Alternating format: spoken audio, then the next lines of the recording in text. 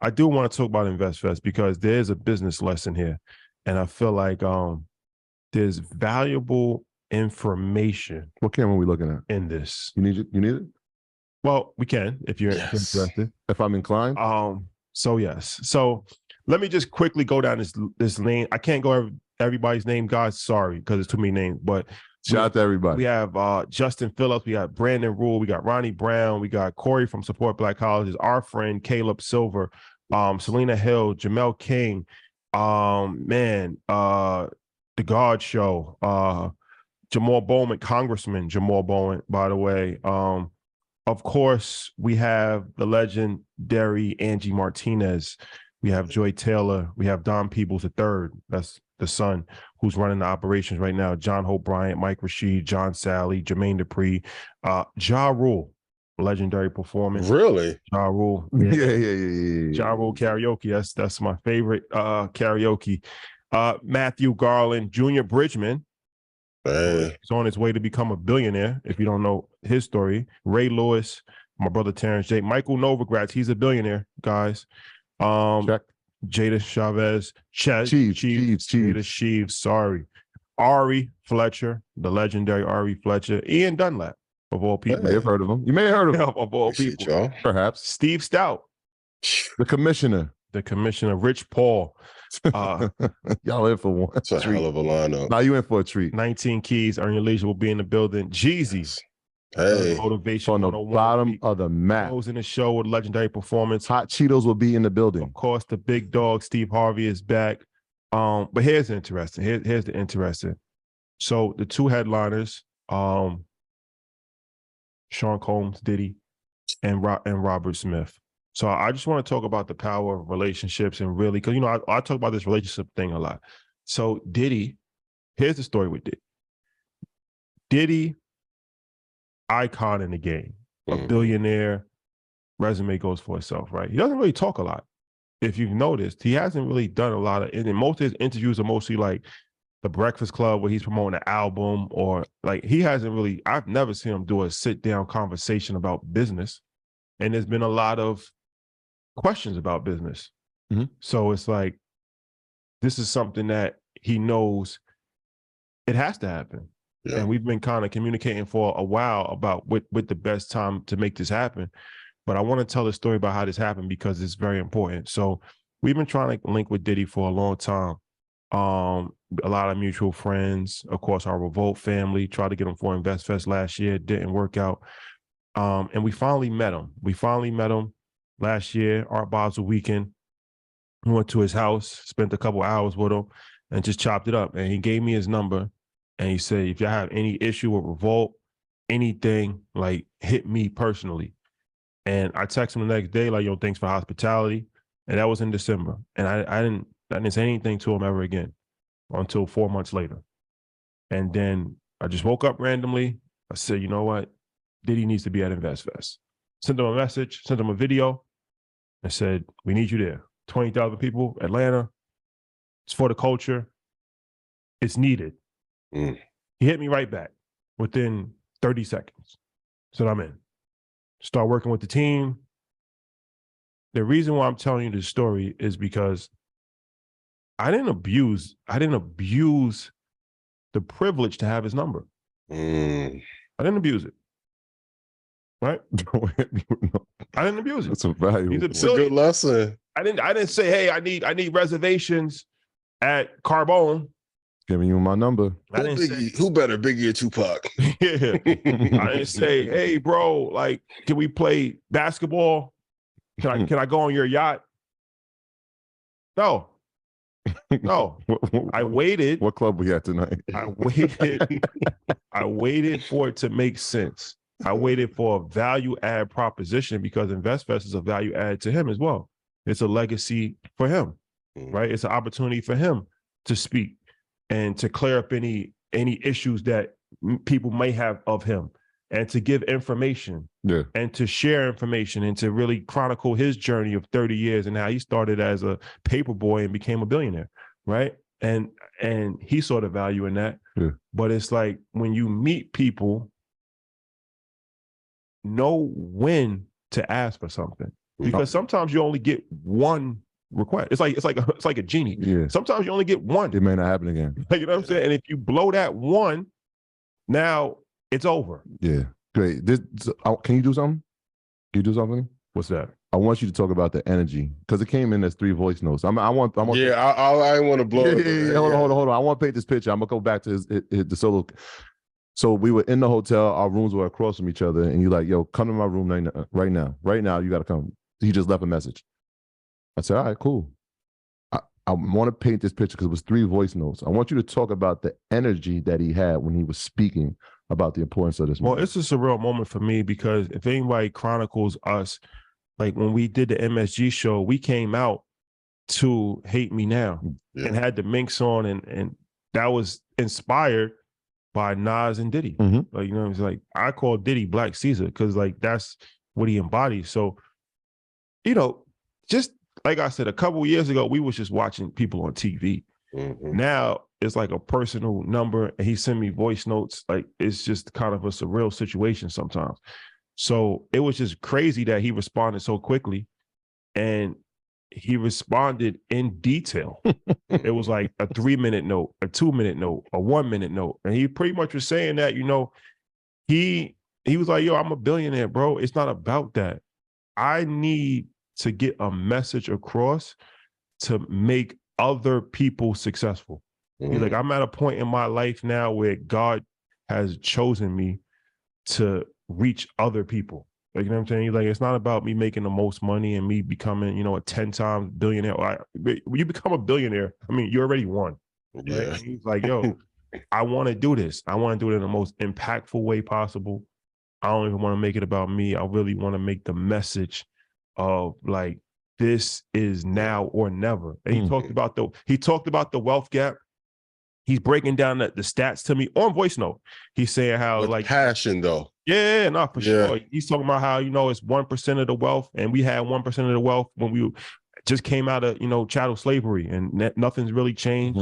And he's like breaking down the information as far as, you know, how much money advertisers go to Black companies, and how there's a lack of Black, you know, infrastructure and the media and like this. Like, obviously he's a very intelligent person. I think people kind of get it confused because, you know, you might see him as a personality, and he's dancing and he's having a good time, but he's actually very informed.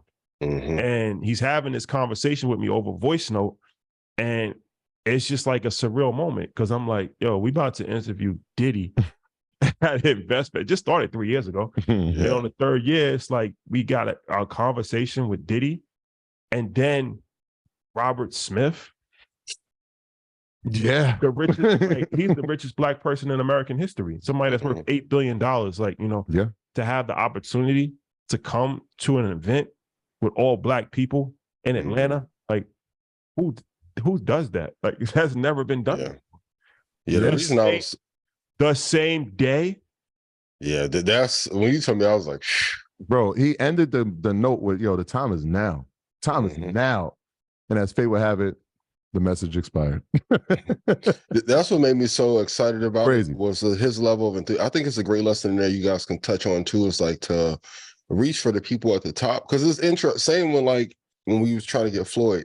There was another gentleman we were trying to get for Madison Square. He didn't want to do it. Shout out to you. I love you dearly.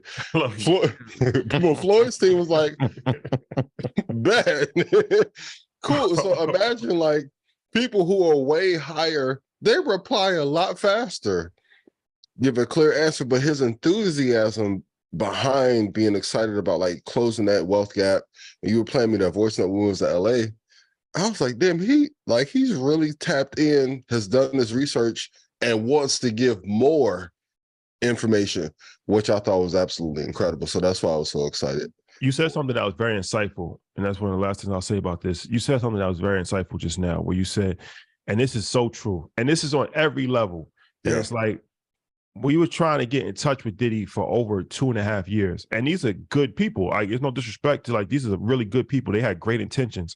The people at Revolt, the people at Ciroc, the people at Deleon, the people at Combs Enterprises, like these are people that know him personally, and we sending messages to them to get to him, and it never had. It's so difficult, booking agents. It's so difficult to get to him, right? Yeah. It's extremely difficult. Met him in person, it's extremely easy. Easy. Like I've had multiple conversations with him after that. Now, like now it's like I could just hit him, he could hit me. Like you'd be surprised how the hard part is getting to the person. Yep. This goes back to why exposure is so important. I put a post up when we was in the fight, and we'll talk about that like at the end of the show, but met a lot of people at the fight. But it's like, this is why you have to find a way to get close to the people that you want to connect with. And it's not always an A-list celebrity. It could be your local real estate agent. It could be, a real estate mogul, somebody that's in stock, somebody that works on Wall Street, somebody that's in construction. You got to find a way to get close. And that's why these events are so powerful, because it's like the odds of you not meeting somebody is almost impossible. Absolutely. If you're in a room with 20,000 people, how do you not meet somebody of value? That's almost impossible, right? By mistake. Especially 20,000 people that pay, that's there in the summer to learn about business and financial literacy. It's not like you at Freaknik.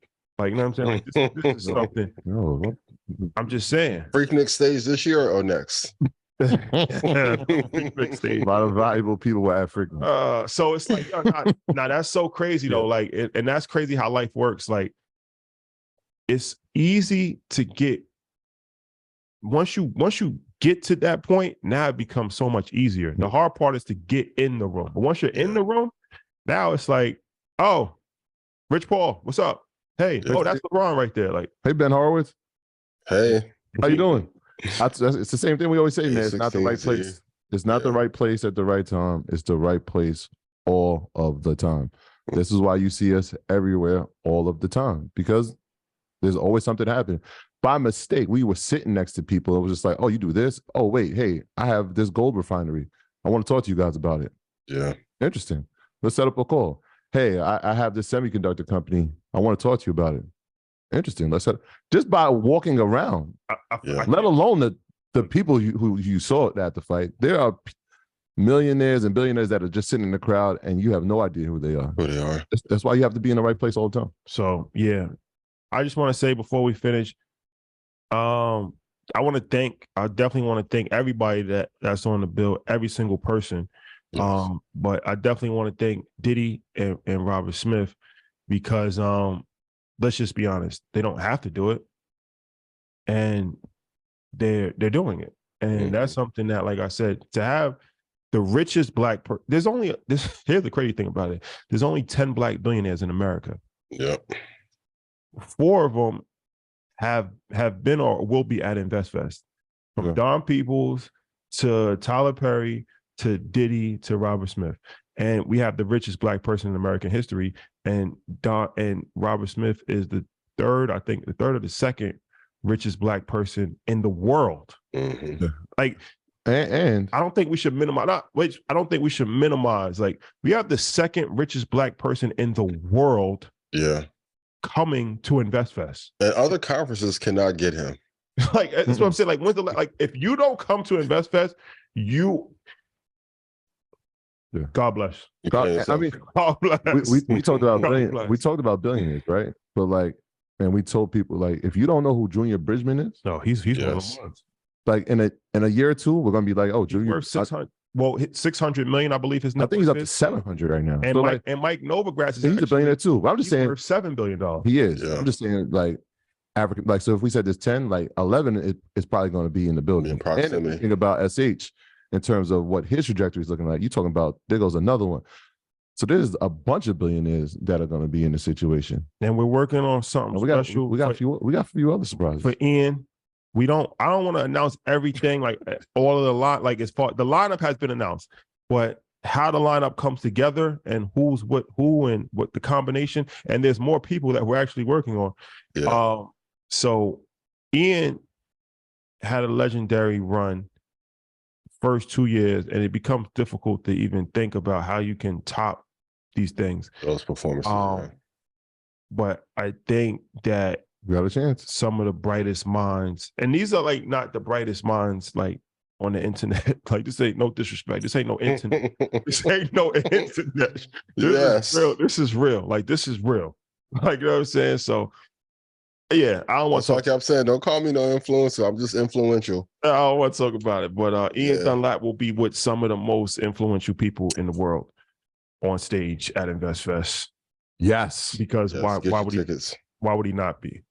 Get your tickets now, ladies and gentlemen. A weekend to remember. My graduates from my school being Forbes, bag drop. Bag drop.